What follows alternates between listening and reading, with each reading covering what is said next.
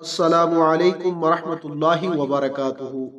ناظرین، اگر آپ ہمارے چینل پر نئے ہیں تو جلدی سے ہمارے چینل کو سبسکرائب کر لیں اور ساتھ میں لگے بیل کے آئیکن کو ضرور پریس کریں تاکہ ہماری آنے والی ہر نئی ویڈیو کا نوٹیفیکیشن آپ کو بآسانی مل سکے۔ چلتے ہیں آج کے عنوان کی طرف۔ آج کی ویڈیو کا عنوان ہے حضرت الیاس علیہ السلام۔ یہ حضرت حزقیل علیہ السلام کے خلیفہ اور جان نشین ہیں۔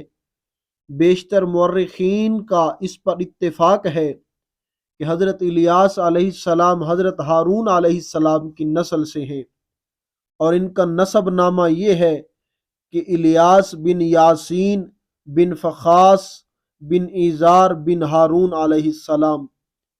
حضرت الیاس علیہ السلام کی بعثت کے متعلق مفسرین و مؤخرین کا اتفاق ہے کہ وہ شام کے باشندوں کی ہدایت کے لیے بھیجے گئے، اور بالابک کا مشہور شہر ان کی رسالت و ہدایت کا مرکز تھا۔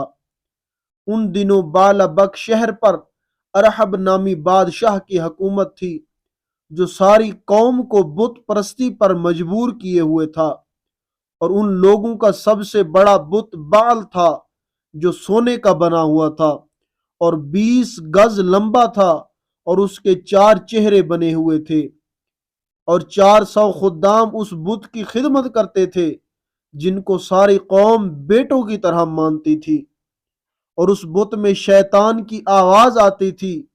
اسی قوم کی طرف حضرت الیاس علیہ السلام مبعوث ہوئے، جو لوگوں کو توحید اور خدا پرستی کی دعوت دینے لگے، مگر قوم ان پر ایمان نہیں لائی، بلکہ شہر کا بادشاہ ارحب ان کا دشمن جان بن گیا، اور اس نے حضرت الیاس علیہ السلام کو قتل کر دینے کا ارادہ کر لیا۔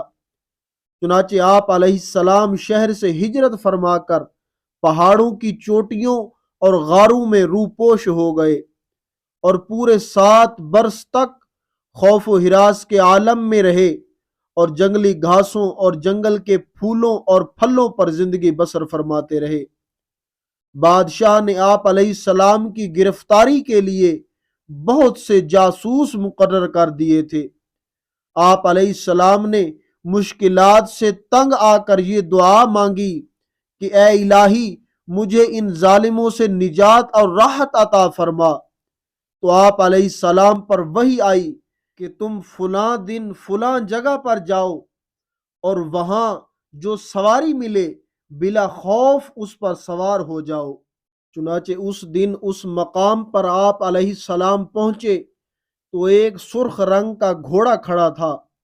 آپ علیہ السلام اس پر سوار ہو گئے اور گھوڑا چل پڑا، تو آپ کے چاچا زاد بھائی حضرت الیسع علیہ السلام نے آپ کو پکارا اور عرض کیا کہ اب میں کیا کروں؟ تو آپ علیہ السلام نے اپنا کمبل ان پر ڈال دیا۔ یہ نشانی تھی کہ میں نے تم کو بنی اسرائیل کی ہدایت کے لیے اپنا خلیفہ بنا دیا، کہ اللہ عز و جل نے آپ علیہ السلام کو لوگوں کی نظروں سے اوجھل فرما دیا، اور آپ علیہ السلام کو کھانے اور پینے سے بے نیاز کر دیا، اور آپ علیہ السلام کو اللہ عز و جل نے فرشتوں کی جماعت میں شامل فرما لیا، اور حضرت یسع علیہ السلام نہایت عزم و ہمت کے ساتھ لوگوں کو ہدایت کرنے لگے۔ چنانچہ اللہ عز و جل نے ہر دم ہر قدم پر ان کی مدد فرمائی، اور بنی اسرائیل آپ علیہ السلام پر ایمان لائے، اور آپ علیہ السلام کی وفات تک ایمان پر قائم رہے۔ حضرت الیاس علیہ السلام کے معجزات۔ اللہ عز و جل نے تمام پہاڑوں اور حیوانات کو آپ علیہ السلام کے لیے مسخر فرما دیا، اور آپ علیہ السلام کو 70 انبیاء کی طاقت بخش دی، اور غضب و جلال اور قوت و طاقت میں حضرت موسیٰ علیہ السلام کا ہم پلہ بنا دیا۔ روایات میں آیا ہے کہ حضرت الیاس اور حضرت خضر علیہ السلام ہر سال کے روزے بیت المقدس میں ادا کرتے ہیں، اور ہر سال حج کے لیے مکہ مکرمہ جایا کرتے ہیں، اور سال کے باقی دنوں میں حضرت الیاس علیہ السلام تو جنگلوں اور میدانوں میں گشت فرماتے رہتے ہیں، اور حضرت خضر علیہ السلام دریاؤں اور سمندروں کی سیر فرماتے رہتے ہیں، اور یہ دونوں حضرات آخری زمانہ میں وفات پائیں گے جبکہ قرآن مجید اٹھا لیا جائے گا۔ حضرت انس رضی اللہ تعالی عنہ سے ایک حدیث مروی ہے کہ ہم لوگ ایک جہاد میں رسول اللہ صلی اللہ علیہ وآلہ وسلم کے ساتھ تھے، تو راستہ میں ایک آواز آئی کہ یا اللہ تو مجھ کو حضرت محمد صلی اللہ علیہ وآلہ وسلم کی امت میں سے بنا دے، جو امت مرحومہ اور مستجاب الدعوات ہے۔ حضور علیہ الصلاۃ والسلام نے فرمایا کہ اے انس، تم اس آواز کا پتہ لگاؤ۔ تو میں پہاڑ میں داخل ہوا تو اچانک نظر آیا کہ ایک آدمی نہایت سفید کپڑوں میں ملبوس داڑھی والا نظر آیا۔ جب اس نے مجھے دیکھا تو پوچھا کہ تم رسول اللہ صلی اللہ علیہ وآلہ وسلم کے صحابی ہو؟ تو میں نے عرض کیا کہ جی ہاں۔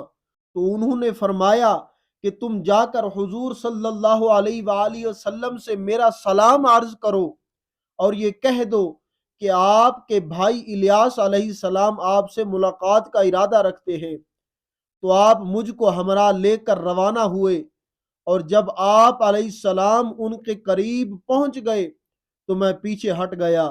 پھر دونوں صاحبان دیر تک گفتگو فرماتے رہے، اور آسمان سے ایک دسترخوان اتر پڑا تو حضور علیہ الصلاۃ والسلام نے مجھے بلایا اور میں نے دونوں حضرات کے ساتھ کھانا کھایا۔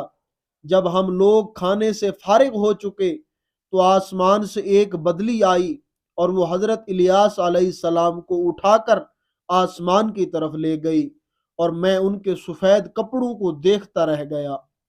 حضرت الیاس علیہ السلام اور قرآن کریم میں حضرت الیاس علیہ السلام کا تذکرہ دو جگہ آیا ہے، سورۃ انعام میں اور سورۃ الصافات میں۔ سورۃ انعام میں صرف ان کو انبیاء کرام علیہم السلام کی فہرست میں شمار کیا گیا، اور سورۃ الصافات میں آپ کی بعثت اور قوم کی ہدایت کے متعلق مختصر طور پر بیان فرمایا۔ چنانچہ سورۃ انعام میں ہے کہ ترجمہ، اور ابراہیم کی اولاد میں سے داود اور سلیمان اور ایوب اور یوسف اور موسیٰ اور ہارون کو ہدایت عطا فرمائی، اور ایسا ہی ہم نیک لوگوں کو بدلہ دیتے ہیں۔